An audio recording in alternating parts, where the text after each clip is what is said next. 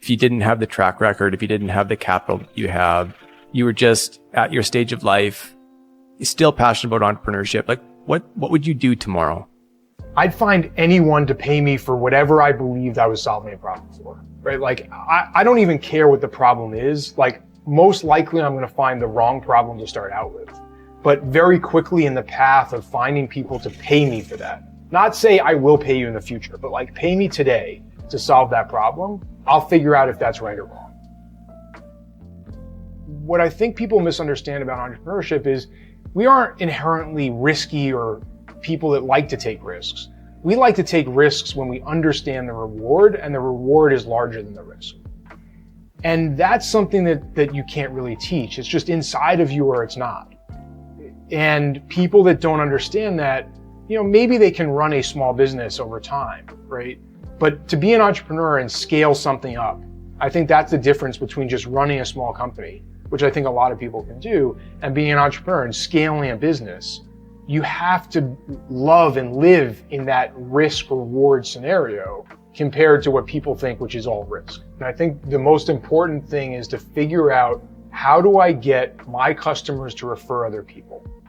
For me, that was always the most important metric and factor. Like, I knew I could spend more money on marketing. I knew I could do more activities. But the most important piece was, will my customers tell their peers about what we're doing? And each time that we tweaked and we kind of built around that, that's when we discovered the kind of next steps of growth. And so many times in our journey, we plateaued, right? Like, if it was at $1 million, at 5 million, 10 million, like those are kind of the typical tiers. We plateaued and we sat there as an executive team and said, you know what? We've saturated the market.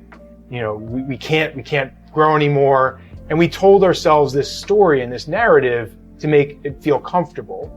When in reality, what we should have been pushing and saying is, no. Like, what are the things that our customers are asking for us to do next? How do we get them to tell their peers about us? We started to change our mind and think about that. We grew again and again. Ultimately, before we sold, we were at $30 million a year revenue. Now the company today does about $100 million. So all of those stories we told ourselves were false until we started asking those questions. It's just go out and do something. Like, take that next step. There are so many people I talk to that get stuck, right? And where do they get stuck? It's like, okay, I need a business plan. I need to do this. I need a first customer. Yeah, okay, right? But like, how about just call someone and ask them, do you want this service, right? Like, after that, will you pay me for this? Like, little steps along that journey.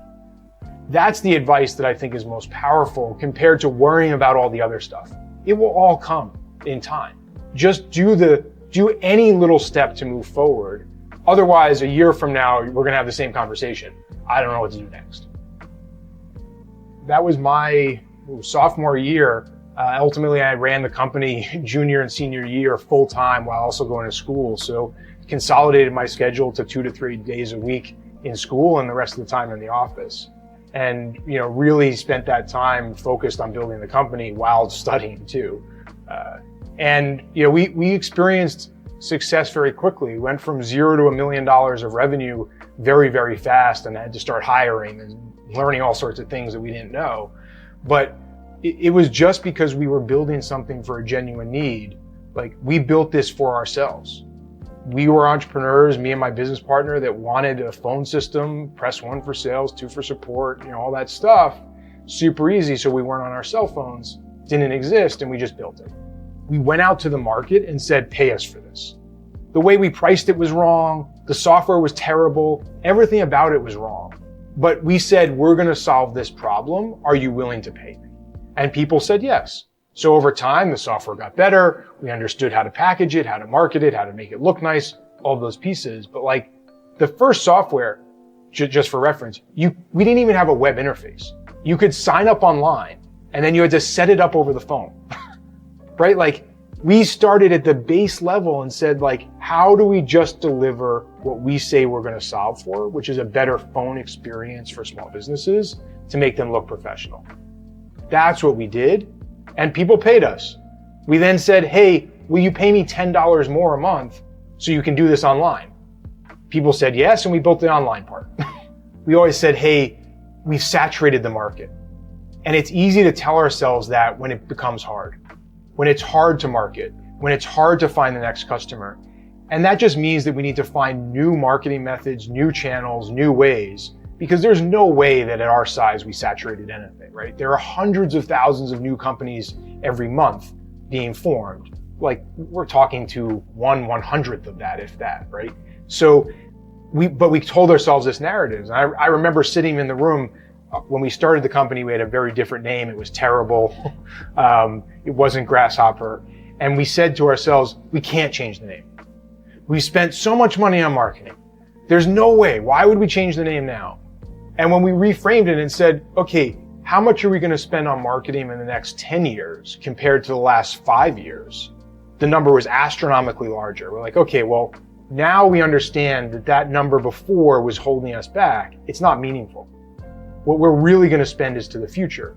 How do we run radio ads? How do we do things when our company name is Got Vmail? Like, terrible. Like, I spent half my life spelling it out to people because it sounded like gov and whatever else, right? 50% of a 30-second radio ad was spelling out the domain name.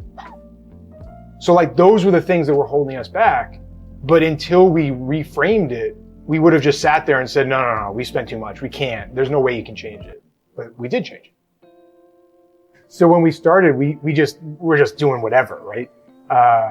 Now, I think that the first 10 or 15 people we hired had our core values inherently because we did all of the hiring and interviews and such, but we never talked about them. They were not written down. They were not, talked about in the interview process, where if you fast forward 10 years into the company, we asked people before they even got to an interview, here are our core values. Give me at least 3 stories about how you've lived these in your life. Like, that was before you showed up for an interview. Like, that was the pre-screening, right? So like, that was a maturing process over time. 1, writing them down, 2, integrating them, and then 3, actually using them. I think it's hard in our culture that we're always chasing the easy thing, right? The quick fix, right? The scrolling on the phone, the quick hit of dopamine, all of those pieces, where what we really want is to feel good, be happy, and have joy. Those are hard and take time and are difficult, right? It really matters to slow down sometimes. I go fast as anyone else, but sometimes we have to slow down if we want those pieces of life, right? And I find, how do I slow down in my life if it's an hour a day? And I don't meditate. I do yoga for an hour, and that's my brain quiet time. And I try to do that every single day. But again, like, that's slowing down and getting back to how do I feel? What's going on right now? And that takes a long time to get comfortable with. Like, at first, it's really uncomfortable. Over time, it feels better and better. I see a problem, I want to fix it.